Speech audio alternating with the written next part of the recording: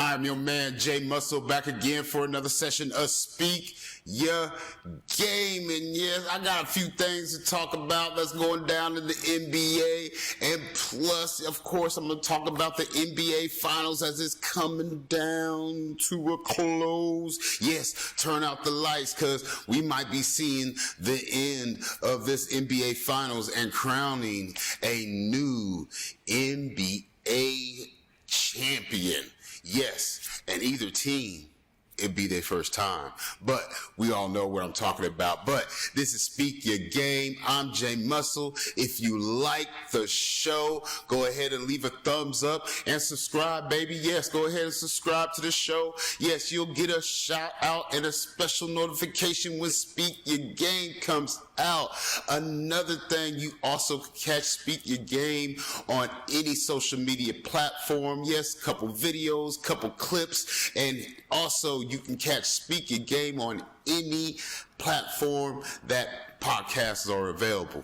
But I'm going to get into my first subject. And my first subject I am going to talk about, yes, my Los Angeles Lakers. And if you have not heard yet, the Los Angeles Lakers have just sold a majority of ownership to a Mark Walter, and Mark Walter has paid an amazing $10 billion. Yes, I said $10 billion for the Los Angeles Lakers. One of the, I do believe it's the biggest franchise sale in the world. That is baseball, football, basketball, baseball, whatever franchise that ever has been sold. The LA Lakers have made a record, according to ESPN, with $10 billion being sold, a majority of it being sold to Mark Walter. ESPN also stated that the Buss family holds 15% of ownership to the Los Angeles Lakers still. Jeannie Buss, who's been there for since the beginning with Dr. Buss, she's still going to be the governor of the Los Angeles Lakers. There's just going to be some changes made. And Dr. Buss, rest his soul, bought the Los Angeles Lakers for something like $67 million in 1979, and the Buss family is getting $10 billion back. Hey, all I know is, that's some real money. That's some real money. Also goes to the question, what changes are going to happen in the Los Angeles Lakers organization? ESPN is also talking about how good resources are going to start piling in. So, we'll see what changes are going to be made within the organization of the Los Angeles Lakers. But I'm going to tell you now, with $10 billion, there's going to be probably going to be a lot of changes. $10 billion worth. I mean, $10 billion. Just to have this laying around, you know what? I'm just gonna go ahead and buy the Lakers. You gonna buy the Lakers? Yeah, I'm just gonna go ahead and buy the Lakers. What they projected at? I could grab about 85% of about $10 billion. You got $10 billion laying around? Yeah, I got $10 billion laying around. $10 billion. Go ahead, Mark Walter, Mr. Mark Walter. Hey, hats off to you. I'm expecting something good since you rolling in and making big money like that. But wow, shout out to him, and hope everything goes well with my Los Angeles Lakers, and we can strive back up to the contendership. Speaking of contenderships for the title, yes, I'm gonna go ahead and talk about these NBA Finals. If you haven't seen OKC, Oklahoma City Thunder, up 3-2 in the series, and they looking to close it out in the next game. And Tyrese Halliburton is injured with a calf injury, and y'all all know how I feel about injuries happening deep in the series. This could determine whether OKC walks out with their first NBA title in franchise history. Also, at the same time, Jay Williams of the Oklahoma City Thunder dropped 40 last game. Shai Alexander dropped 30 last game. That age, they was going bananas. But still, the question have to arise: if Tyrese Halliburton was healthy, what that score would be. Some would say it may have been different. Some other people say, hey, it still would have been what it been. But I'm going to predict if Tyrese Halliburton doesn't play this next game, it's over for the Indiana Pacers. It's over. Hey, try again next year. Oklahoma City Thunder is going to walk away with the title. Hey, Shai Alexander, Gillis Alexander, he's been amazing. The whole NBA Finals, the whole NBA playoffs, the whole NBA season. Most everybody shouldn't be surprised that OKC is going to win the title. They were making runs within the NBA season all season. They held the number one Western Conference spot for I want to say 44 weeks in a row, something like that. It's something ridiculous. So them getting ready to walk away with an NBA title, it wasn't too far fetched. It wasn't too far fetched. We all could have predicted this outcome to happen, but it is what it is. Could the Indiana Pacers bring it back in this next game and force a Game 7? Yes, it is quite possible because everybody on that team is good. And I've said it before, there's not really a defined superstar on the Indiana Pacers. Yes, you have Tyrese Halliburton, but he does some superstar things and some not so superstar things. They got Siakam. I would even put Siakam a little bit more above Tyrese Halliburton towards a superstar because he does produce more often than Tyrese Halliburton does.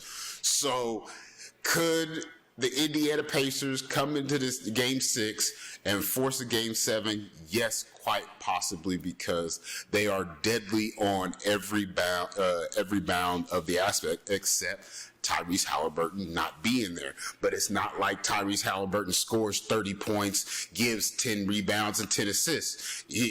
Those are spurts he does. Spurts. I'm not saying the only thing he does is being a good closer. We've seen him close out many games during this playoffs. Crucial moments, closing seconds. Even in this series, I do believe in game 1, he shocked the whole state of Oklahoma with that last second shot, getting game 1.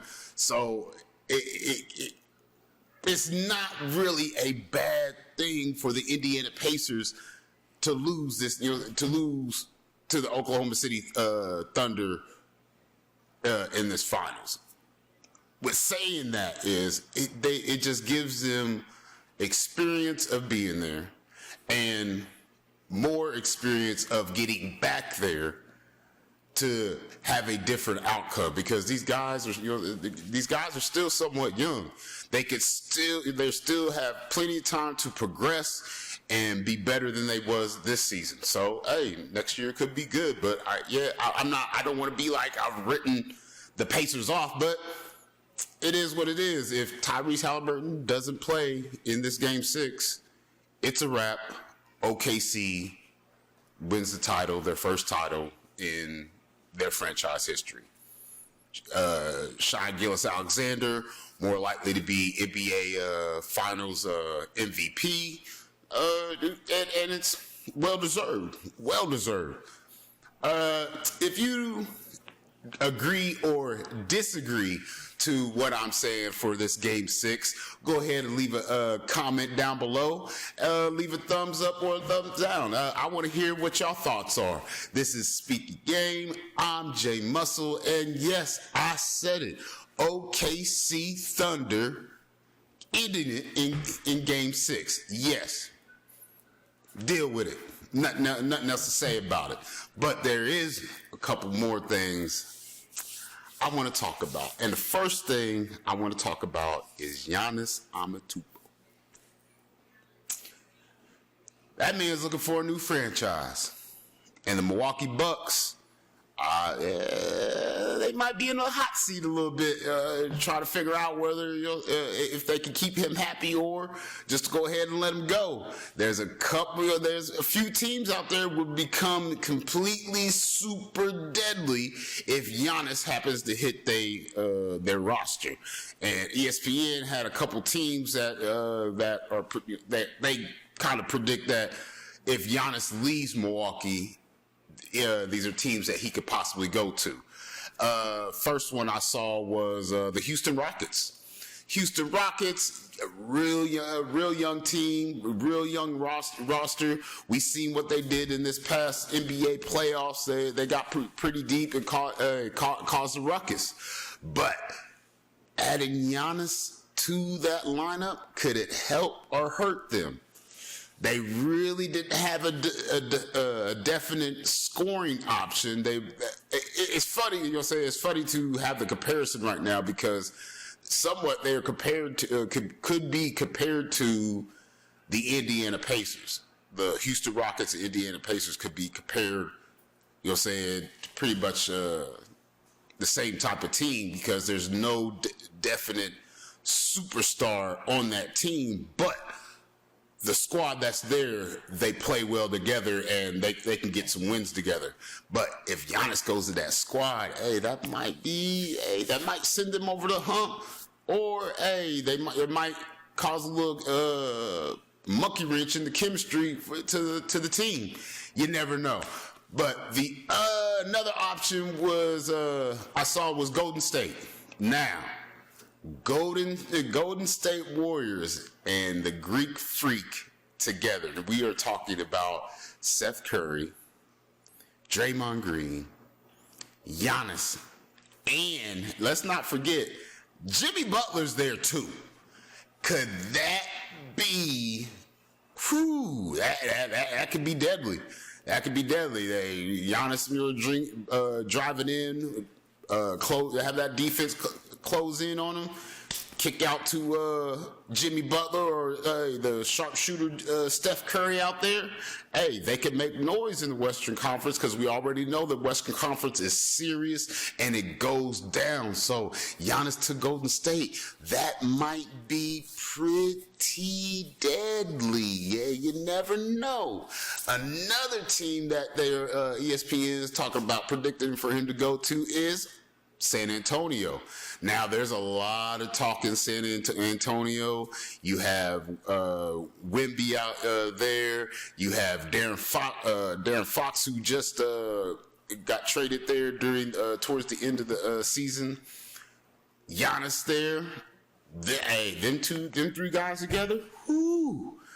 That might be a problem for the Western Conference if Giannis went to the Spurs. I do believe the Toronto Raptors was on that list. Was the Houston, Toronto? The Detroit Pistons was on there too. That's another thing. Like, they got a nice little squad there too. Like Cade Cunningham. Yeah, he was killing them during the season and a little bit through the NBA playoffs. Giannis go there and they get the mixing and the mission there, but I really don't think Milwaukee would really want him going across the lake to Michigan. But you never know; it could happen. My real prediction with the Greek Freak, I think they're going to figure out a way to keep Giannis in Milwaukee. And if they don't, man, I think it'd be another long while before they could be some real contenders again because, Giannis has been the heart of the Milwaukee Bucks since he got there. When he got there, he gained the weight, he gained the experience, got the work in, and also a championship. So I would say their best bet is try to figure out a way to add some pieces to that Milwaukee Bucks squad and be some real contenders again. I think it's possible if Damian Lillard comes back healthy, they gain some more pieces through this off season. They can put themselves back in as one of the top contenders in the Eastern Conference. If you do not agree with what I'm saying about Giannis Antetokounmpo, the Greek Freak, go ahead and leave a comment down below. What are y'all's predictions on where he'll end up, or what the Milwaukee Bucks do? I want to hear everybody's thoughts on that. And this last thing I want to talk about before I close this out. I've had this conversation with quite a few people. That's why I haven't commented on it quite yet. And it's to my surprise, it's very even on this subject. And my thing is, in the era, I would know from personal experience nothing about being in the NBA. All my experiences have been from a spectator's position and a covering position. So knowing what the game's like firsthand in the game, no, I do not know what it's like. But throughout my time watching, observing, covering, gathering knowledge of the NBA season after season, great player after great player, great moment after great moment, every great historic moment after historic moment. And I don't know about y'all, but one thing that was great about the NBA was a lot of superstars weren't jumping on the same team. The mindset was, hey, all I need is me and four other guys, and we gonna make it happen. And also with that same mentality, there is a pride of competition. And part of that pride of competition is, if I can't beat you, I'm gonna find out a way to do it. But there is one thing I'm not going to do, and that's join you if you beat me. And I don't care what it is. It could be basketball, football, baseball, anything. Hey, who could run to the block, into the block faster? If you win, competition, you'll say some people is, I'm going to figure out a way to beat you, whether that's working harder or anything else. But joining you was never an option. And if you don't know where I'm going with this, I'm talking about Kevin Durant. Kevin Durant is looking for another team to go to. Now, if you have been locked in a cage and put away for a while and don't know any real background to Kevin Durant played, started his career in OKC. Yeah, surprise, surprise. And here's another thing some people may have forgot or don't know about. Y'all know at one given time that KD, Russell Westbrook, James Harden, and Kendrick Perkins were all on the same team? Yeah, it's serious. But I'm not going to say that. That's another thing.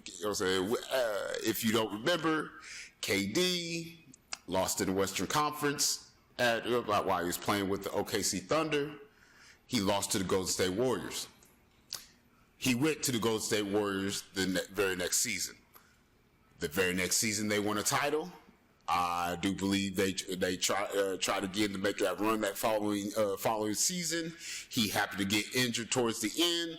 I do believe the Cleveland Cavaliers turned out to get that title that season, and he decided he wanted to be traded again, and he went to the Brooklyn Nets, and he made the comment, "Hey, I want to build something somewhere else." Hey, and of course, that didn't work out at the Brooklyn Nets for whatever reason. We don't know what happened behind closed doors. All we know is Kevin Durant went from Golden State Warriors to the Brooklyn Nets, and then he moved again to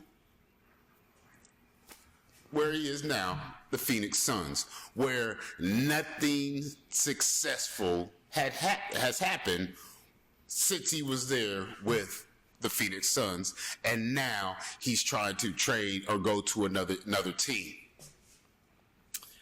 If you don't know, Kevin Durant is like 36, 37 years old. He does have some records behind him. He does hold a NBA Finals MVP. He has won a title. He has scored over 30 plus points. He does have an incredible resume. Let me repeat that. He does have an incredible resume. Is he deadly from anywhere on the floor? Yes. Can he go ahead and toss you up for 30, 35 if you let him? Yes. Kevin Durant is a scoring machine. And let me repeat that. Kevin Durant is a scoring machine. But he don't play with defense that well. And if you don't think so, look at his stats for the past couple seasons towards defense. It's not looking too well. On top of the fact that he has been injured, that also affects his ability to be on the floor. So, in my opinion, Kevin Durant should stay in Phoenix and bring Phoenix some type of return on their investment of bringing him there. They still have Devin Booker there. They have Bradley Beal there. He was, was surrounded with injury. Phoenix does somewhat have a good team. Did they give up some of their bench players to acquire Kevin Durant? Yes, they did. Did they lose a little bit more of their guys acquiring Bradley Beal? Yes, they did. So the only right thing to do, KD, would be just stay in just stay in Phoenix.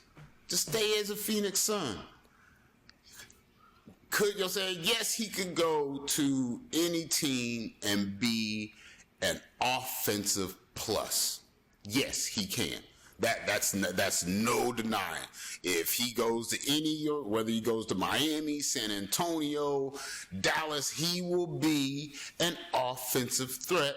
And of course, we're going to be looking for him to do something amazing to get into playoffs or get deep into the playoffs. But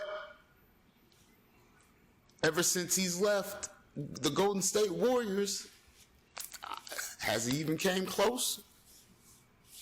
I'm just saying, has he even came close?